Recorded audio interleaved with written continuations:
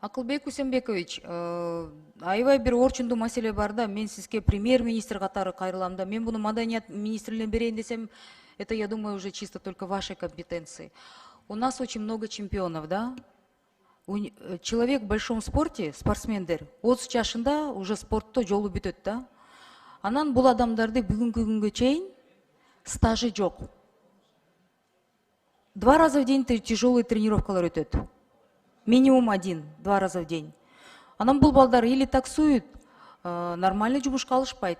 Анан кийин карьерасы бүтсө дагы жумушка орношом десе, мына мен ошол спортсмендер менен сүйлөшсөм, жумушта стажыбыз жок деп эч жака албайт дейт бизде. Биз эч кимге кереги жокпуз дейт. 1000 баланын арасынан бир чемпион чыкса жакшы.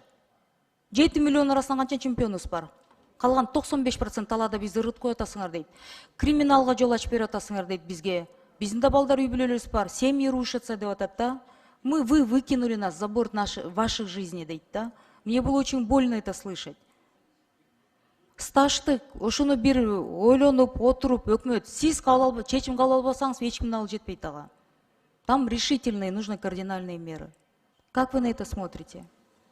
Я смотрю положительно, но само решение, наверное, будет в Трудовом кодексе. Вот вашего поколения, 2 фамилии прочитаю. Гришковец Валерий Николаевич, мастер спорта СССР по боксу, знаменитый, без жилья, в нищете.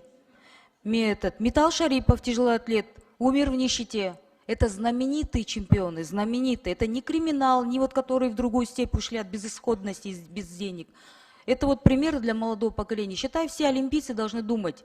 А если ака жетпей калсаң, ушинтип в нищете помрешь, в государстве тебе до дел нет, у тебя стажа нет, деген сөз да.